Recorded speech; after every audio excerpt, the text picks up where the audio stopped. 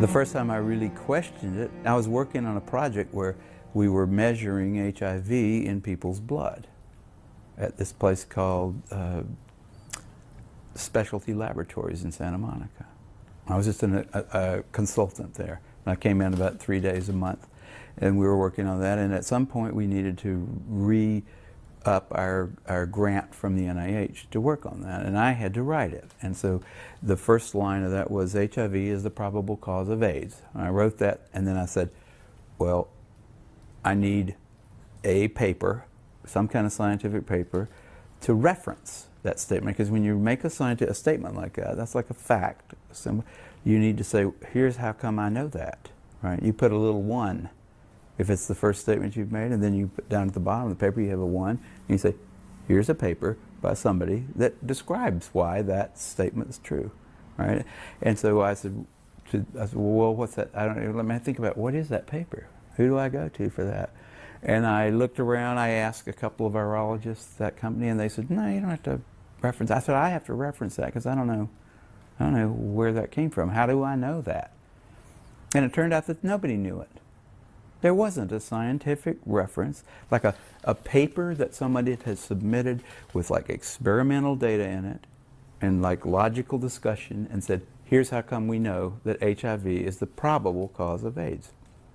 There was nothing out there like that. Nothing. Can you talk about your experience when you met Luc Montagnier for the first time and you questioned him about his, whether he had a reference for HIV, since he is the one who... By the time I met Luc Montagnier, I had met a lot of AIDS researchers at meetings, and I had always gone up to them. If they talked like they knew about HIV and AIDS, I always went up to them afterwards and I said, where can I find a scientific reference that I can use for my... Remember I said I had a sentence there. It said HIV is the probable cause of AIDS, and I needed to have that backed up by something before I could write it and submit it. And I went around, I asked a whole lot of people. I said, well, the people, I can't find it. First I looked for it, just in like computer searching kind of stuff like that. But then I said, there's got to be somebody that knows this. So you go to experts and ask them. And so I asked all these people one after the other, and none of them had it. None of them. And I was getting really freaked about that. That's when I first started saying, they don't know. Nobody really knows. This whole thing is a big sham. It's ridiculous. But then finally Montagnier came to there was a special little seminar down in San Diego where an old friend of Robert Gallo's, Flossie Wongstall, was opening up a Department of AIDS Research down at San Diego. They had lots of money involved, federal money, and they had Montagnier come there and give a talk. And after that they had a little wine and cheese thing, and I went over to Montagnier afterwards and I said, Dr. Montagnier, I can't find a reference. I can't find a reference to go with the statement HIV is the probable cause of AIDS. I'm sure you can help me. And he knew that he probably should be able to help me. And he said, well, why don't you quote this new work, and by new he meant like something that came out this year, right? This new work about a virus that can kill monkeys. Or I think it was not monkeys, it was like something related to monkeys, some kind of a baby, a little ape. And I had read that and I said that didn't, it was like supposedly going to be a model system for studying AIDS, that somebody had figured out some kind of retrovirus that passing it back and forth between various mammals, they could finally put it into chimpanzees and kill them. And it killed them in about a week, and it didn't kill them in any, there was nothing like AIDS there, It doesn't kill you in a week. It was just totally ridiculous. None of the symptoms were the same. And I said, well, I read that paper, and I didn't see any connection between that and AIDS, and I don't think that would be a real, I wouldn't want to use that as a reference. And I don't remember exactly what he said, but I know he walked away. Oh, no, before he told me about that paper, he said, why don't you use the NIH, like the CDC report? And I said, well, I looked at that, and that was not a scientific paper. And then he said, what about this other thing, this this like paper that had just come out about a month before, and a lot of fanfare associated with that paper, but it was total crap. It was like, yeah, if you got $2 million, you can figure out how to kill a primate with a retrovirus. So what? Doesn't have anything to do with AIDS. It didn't look like AIDS, it didn't smell like AIDS, it wasn't AIDS. It was just like, got a retrovirus that can kill a chimpanzee, so what? So I didn't get any more out of him. He walked away after that. And the people standing around, by the way, who were his colleagues there, looked at him like they were thinking he should come up with a better answer than that. But he couldn't, and he just turned around and walked away. I really thought he'd have an answer. I really did. I mean, that was my last, I was right at the edge of my faith in the system, but I thought Montagnier will know why he thinks HIV causes it, and he'll tell me. He'll say, because of this study, you know, but he didn't have that. None of those guys have that, and that's why they're so weird, you know. That's why they don't want dissent. They don't want people like me walking up and asking them those kind of questions, and they're willing to like go to great lengths to prevent that. They're out on a limb. I wouldn't want to be there with them.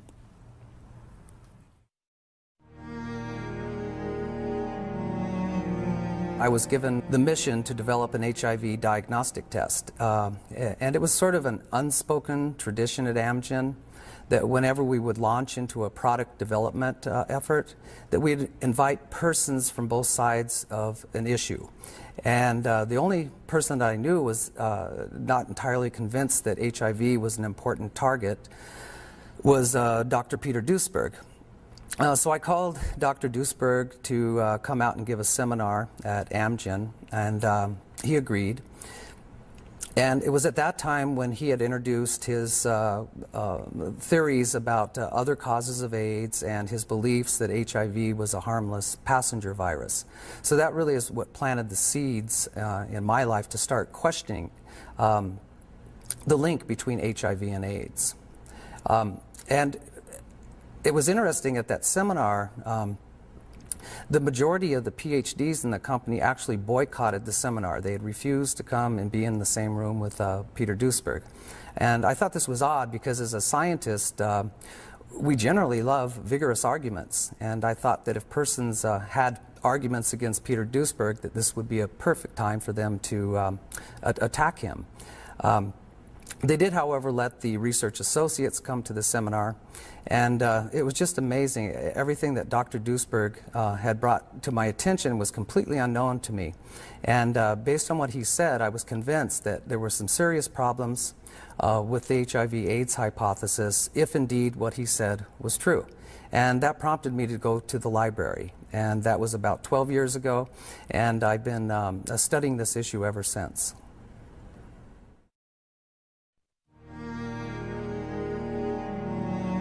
I remember when I made the shift myself, because for the first few years of AIDS, I was reporting on this story from the conventional perspective.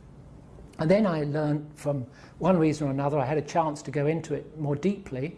I spent a week in the lab of a virologist in Germany who showed me the procedures that were involved in isolating and purifying viruses, showed me why he also didn't believe that this had ever been done with HIV. And gradually I understood the intricacies of this story, and that allowed me to make the shift. But I remember being resistant to thinking that I'd been reporting this wrongly all those years. It takes a lot of, you know, kind of movement inside to be able to change direction on such an important and emotive issue as the cause of AIDS.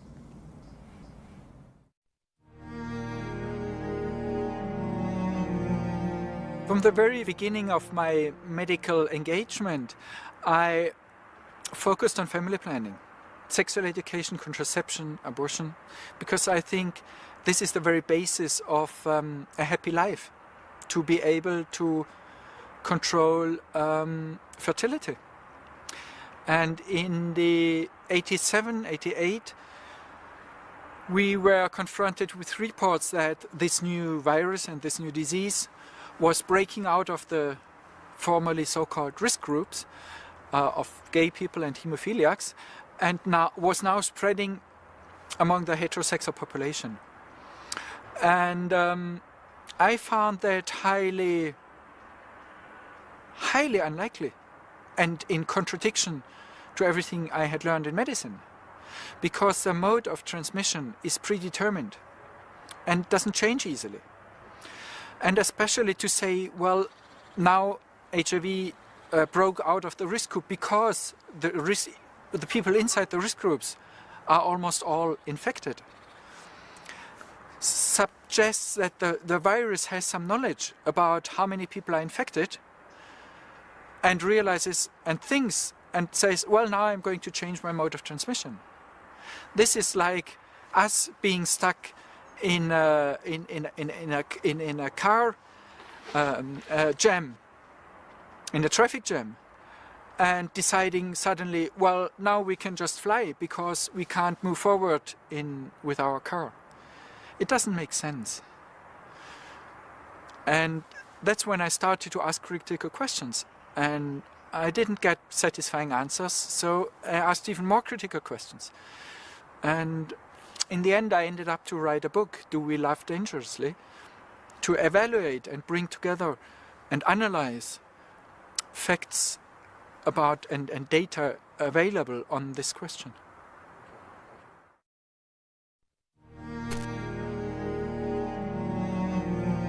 At the time, the experts were claiming, this is 1999, that there'd been 250,000 deaths in that year alone, in South Africa alone. And so it struck me that if one could verify that that was true, it was obscene even to continue the debates, and that if I could prove that, which I thought was just a matter of a phone call or two, it would end the debate, and the denialists and President Mbeki would have to sort of retreat into the corner and wear dunce caps. So I went out and started looking for corpses, and that's many years ago, and I'm still looking today. Did you find the corpses? I didn't, and I believe that the claims then emanating from the AIDS establishment were entirely preposterous.